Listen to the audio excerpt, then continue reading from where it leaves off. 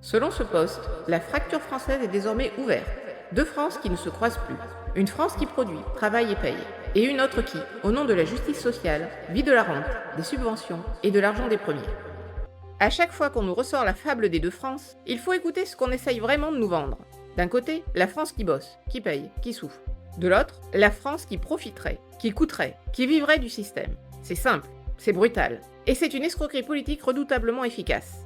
Oui, on connaît la méthode. Dès qu'on parle d'une fracture visible, quotidienne, tangible, tu remontes immédiatement vers les grandes structures. Le patrimoine, le capital, la concentration. Très bien, mais les gens ne vivent pas dans un colloque sur les causes profondes du monde moderne. Ils vivent dans un pays où ils payent beaucoup, comprennent de moins en moins ce qu'ils financent, et voient malgré tout leur niveau de vie, leur logement et leurs services se dégrader. Tant que j'y pense, abonnez-vous, activez la cloche et mettez un pouce en l'air. Voilà, ça c'est fait. Vas-y Rosa, on t'écoute.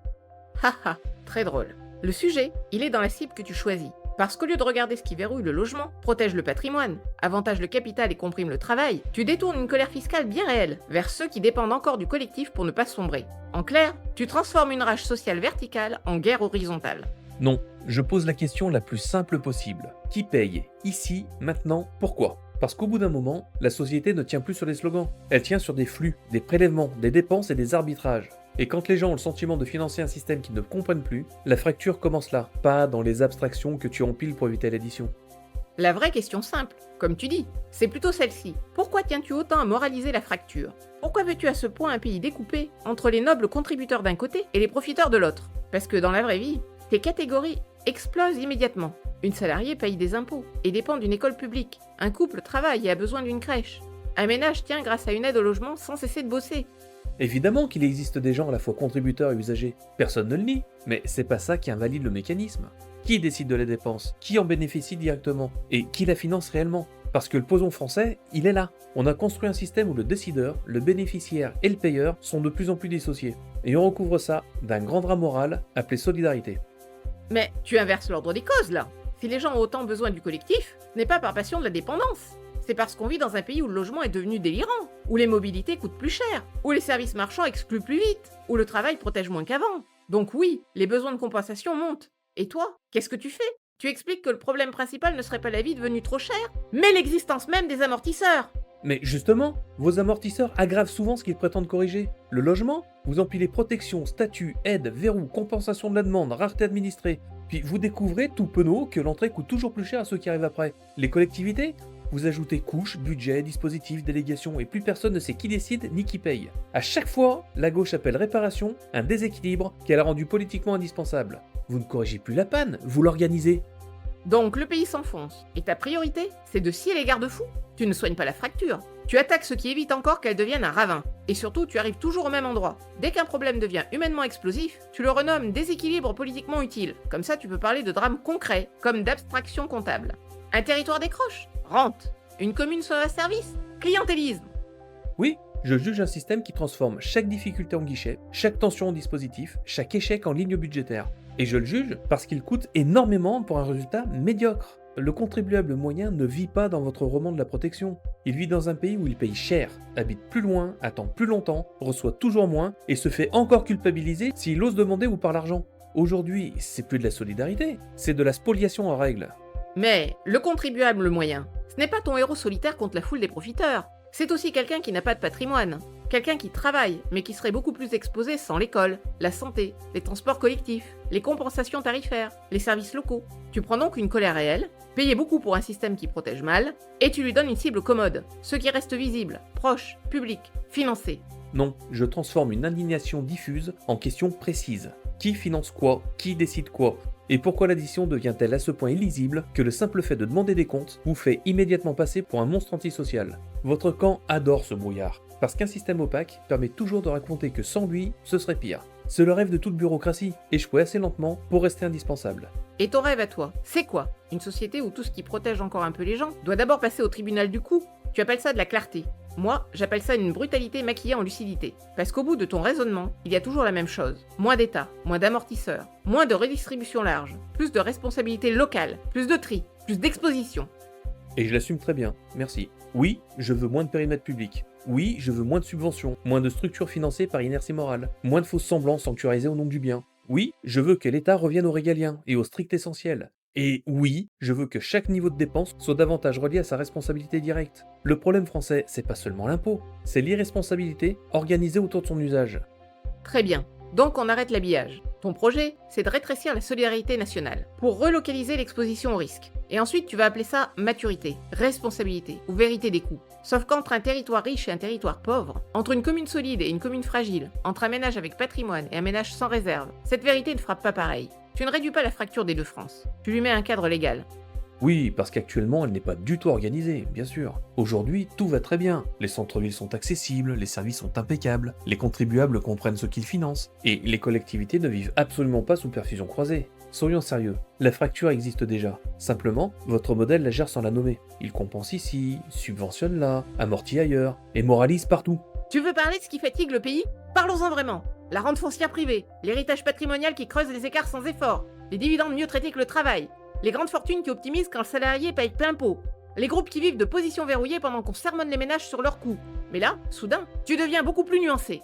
Je ne nie pas les rentes privées, mais pour information, le foncier rapporte 2% net par an en France, et le capital boursier plafonne à 4%. Je dis simplement que dans ce pays, le discours sur les rentes privées sert souvent d'alibi pour ne jamais toucher à la machine publique concrète qui vit de prélèvements massifs, de dépenses diffuses et d'obligations sans visage.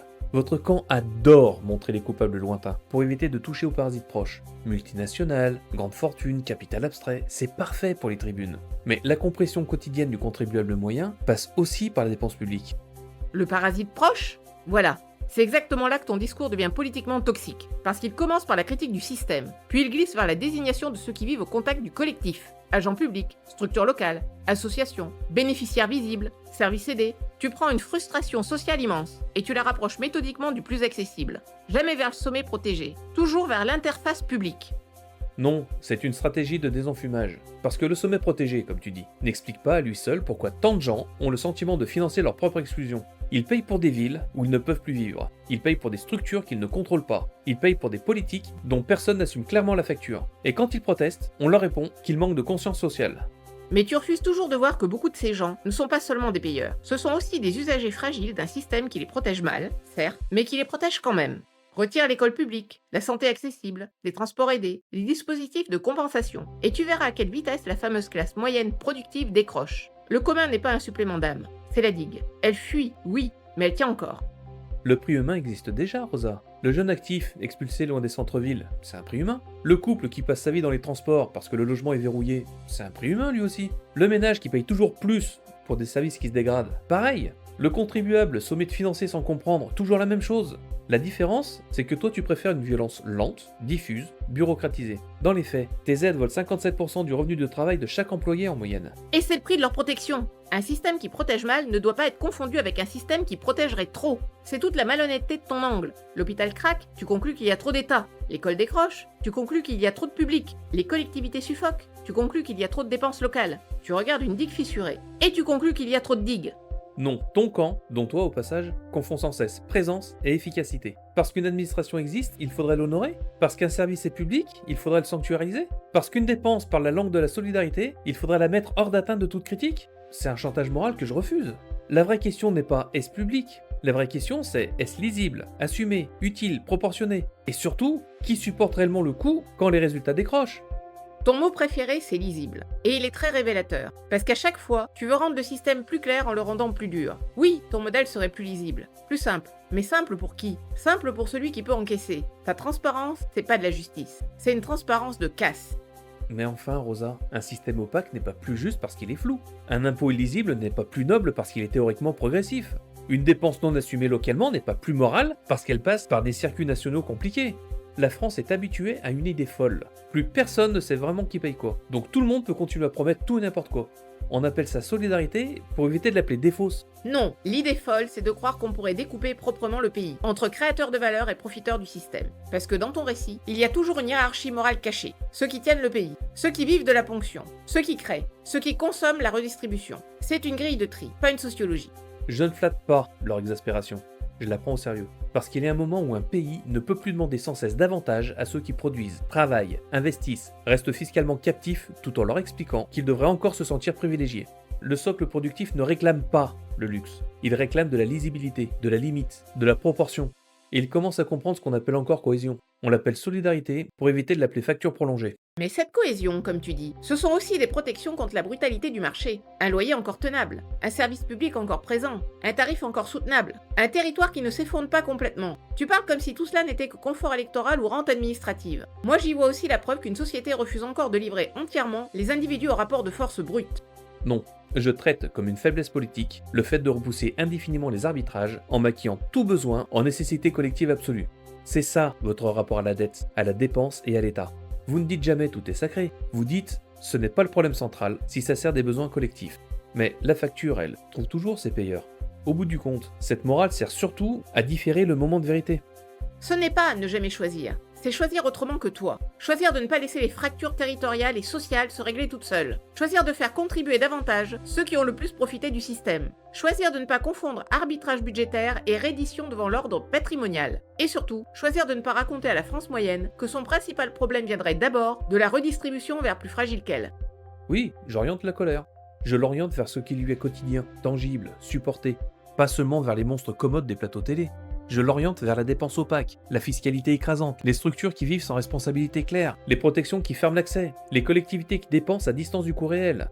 Parce qu'un pays peut aussi mourir d'un trop-plein de bonnes intentions institutionnalisées. Et moi je te dis que ton génie, c'est de prendre une exaspération juste pour en faire un carburant de guerre civile froide. Tu prends des gens qui souffrent, qui payent, qui s'éloignent, qui déclinent, et tu leur souffles ça aux oreilles. Regardez d'abord les aides, les structures, les services, les collectivités, les dépendances visibles. Surtout pas les grandes rentes patrimoniales. Surtout pas la captation immobilière. Surtout pas les mécanismes qui font qu'un héritage travaille parfois mieux qu'un salarié. Tu es tout simplement dangereux. Non, ce qui est dangereux, c'est de continuer à raconter à ce pays que la machine qui le ponctionne le sauve par nature. Ce qui est dangereux, c'est de dire à ceux qui financent l'ensemble qu'ils devraient encore s'excuser dès qu'ils demandent des comptes.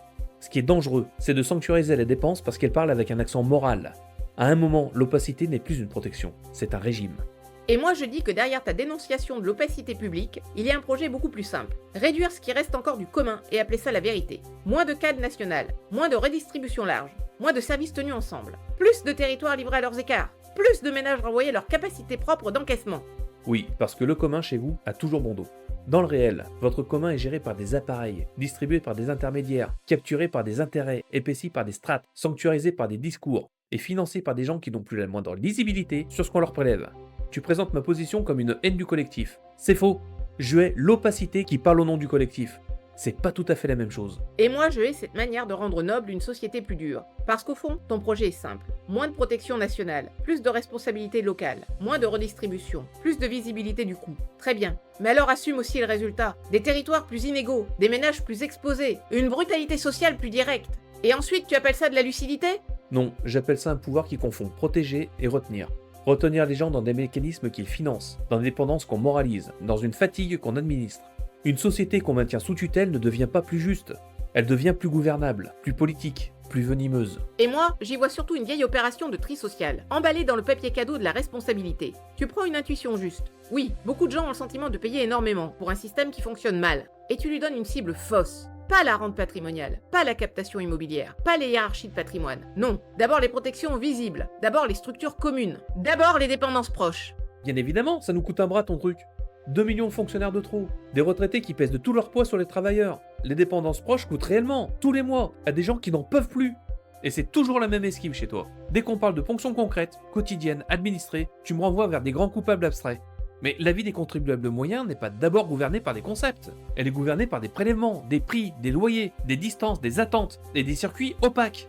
Et voilà, comme d'habitude, tes ponctions concrètes, tu ne les regardes toujours qu'avec une seule paire de lunettes, celle du coût, jamais celle de la protection qu'elles maintiennent encore. Tu vois la dépense. Moi je vois aussi ce qui tombe sans elle. Tu vois l'usager financé. Moi je vois aussi le salarié, le parent, le malade, le locataire, les territoires qui ne tiennent que parce qu'il reste encore un peu de commun. C'est là que nos lignes se séparent. Oula non, nos lignes se séparent beaucoup plus tôt. Elles se séparent au moment où toi, tu considères qu'un besoin collectif sans borne claire peut toujours justifier plus de dépenses, plus de dettes, plus d'opacité, plus de redistribution mal ciblée, plus de couches publiques. Et moi je considère qu'à partir d'un certain point, ce n'est plus de la solidarité. C'est une incapacité politique à choisir, recouverte de morale à 2 balles, pour la rendre représentable. Et moi je considère qu'à partir d'un certain point, ce n'est plus de la lucidité. C'est une pédagogie de l'abandon. Tu regardes une société fracturée, tu retires les amortisseurs. Et tu viens nous expliquer que la douleur sera enfin honnête. Très bien, mais au moins avec toi, les choses sont claires. Tu ne proposes pas une société plus juste, tu proposes une société plus nette dans sa dureté. Non, je veux sortir du mensonge.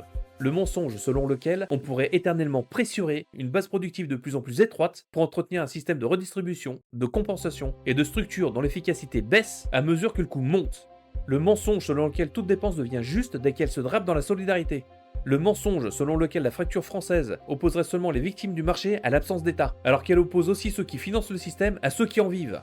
La vérité est brutale, oui, mais elle n'est moins que vos délires.